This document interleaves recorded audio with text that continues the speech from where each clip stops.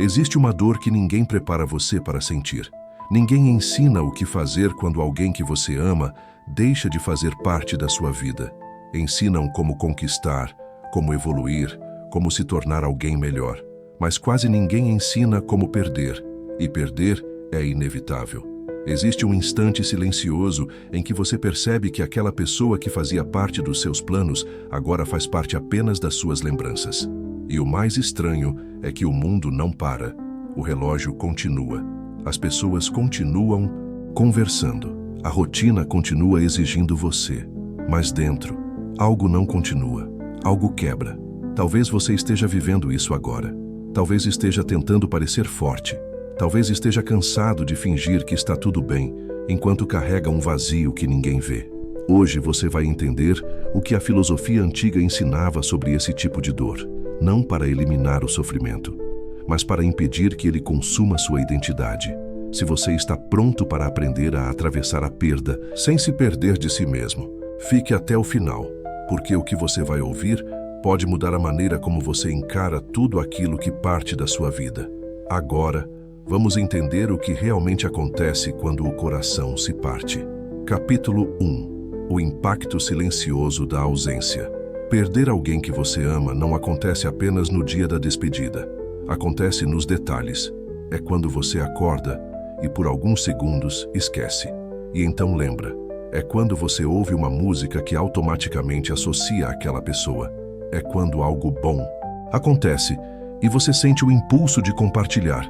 Mas não há mais para quem enviar. O corpo reage antes da mente formular frases. O peito aperta, a respiração fica mais curta. O silêncio parece ocupar espaço físico. Você começa a revisitar memórias como se estivesse procurando um erro no roteiro. Uma palavra que poderia ter sido diferente. Uma atitude que talvez tivesse mudado o rumo da história. A mente tenta reorganizar o passado porque aceitar o fim parece insuportável. E então surge a pergunta que corrói lentamente: por quê? Por que terminou? Por que aconteceu? Por que agora? Mas algumas perdas não oferecem explicação satisfatória. Elas simplesmente acontecem. E isso confronta algo profundo dentro de nós. A ilusão de controle. Capítulo 2. O que realmente dói?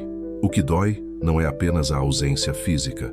O que dói é a quebra da expectativa.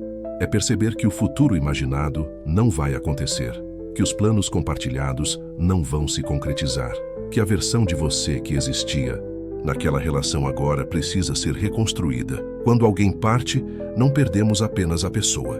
Perdemos também a narrativa que criamos ao lado dela. E é aqui que o sofrimento se intensifica, porque a mente não sofre apenas pelo que foi, ela sofre pelo que poderia ter sido. Capítulo 3. A visão estoica sobre a perda. Os estoicos entendiam algo desconfortável. A dor é natural, mas o sofrimento prolongado nasce da resistência ao que já aconteceu. Epicteto dizia que não são os acontecimentos que nos perturbam, mas as interpretações que fazemos deles. O fato é que alguém se foi. A interpretação é tudo aquilo que você adiciona a esse fato. Isso não deveria ter acontecido. Eu não vou suportar. Minha vida perdeu o sentido. Essas frases parecem verdades absolutas, mas são construções mentais. Os estoicos faziam uma distinção radical entre o que depende de nós e o que não depende. Não depende de você a permanência das pessoas. Não depende de você o tempo. Não depende de você as escolhas do outro. Não depende de você a morte. Depende de você apenas sua resposta. Quando tentamos controlar o que não está sob nosso poder, nasce a revolta. E a revolta mantém a dor aberta. Marco Aurélio lembrava a si mesmo diariamente que tudo é transitório, não como forma de frieza, mas como forma de lucidez. Amar alguém nunca foi garantia de permanência. Foi oportunidade de compartilhamento temporário. A dor aumenta quando confundimos presença com posse. Capítulo 4. Os ciclos mentais que prolongam o sofrimento. Depois da perda, a mente entra em repetição. Você revive a última conversa inúmeras vezes. Analisa o tom de voz. Procura sinais que talvez tenha ignorado. E surge o "e se?". E se eu tivesse insistido mais? E se eu tivesse sido mais paciente? E se eu tivesse percebido antes? Esses pensamentos parecem busca por aprendizado, mas muitas vezes são tentativas de reescrever o passado.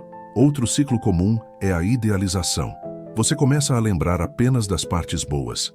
A mente apaga conflitos, diferenças, dificuldades e transforma a relação em algo quase perfeito. Isso torna a ausência ainda mais dolorosa. Existe também a culpa. Você procura um responsável. Às vezes aponta para si, às vezes para o outro, porque ter um culpado dá a sensação de que havia algo controlável. Mas nem toda perda tem vilão. Algumas perdas são apenas parte da condição humana. Enquanto você permanece nesses ciclos, o sofrimento se renova. Não porque você é fraco, mas porque sua mente está tentando negociar com algo que já está definido. Capítulo 5. A prática interna da aceitação. A prática estoica começa com uma pergunta simples e difícil. O que depende de mim agora? Você não pode mudar o que aconteceu, mas pode decidir como isso vai moldar você. Primeiro, separar fato de narrativa. O fato é a ausência. A narrativa é o significado catastrófico que você atribui a ela. Segundo, permitir sentir sem dramatizar. Sentir tristeza não é fraqueza, é reconhecimento de valor. Só sente quem realmente se interessa. Transformar memória em aprendizado. Pergunte a si mesmo: o que essa relação revelou sobre mim? Que virtudes ela despertou? Que falhas ela mostrou? A dor contém energia. Você pode usá-la para se fechar ou para amadurecer. Pequenos atos concretos ajudam a reconstrução. Cuidar do corpo, retomar responsabilidades, organizar o ambiente. Não como fuga, mas como sinal interno de continuidade.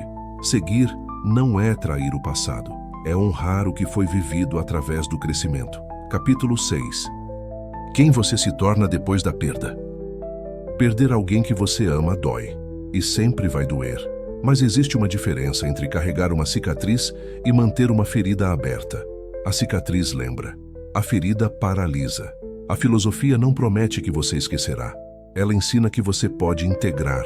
A vida é feita de encontros temporários. Alguns duram anos, outros apenas fases. Todos deixam marcas. Você não controla quem permanece, mas controla quem decide se tornar depois que alguém parte.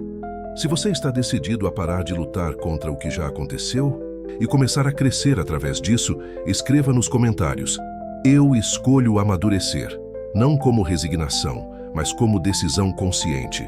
Porque a perda pode ter sido inevitável, mas a pessoa que você se torna depois dela é escolha sua.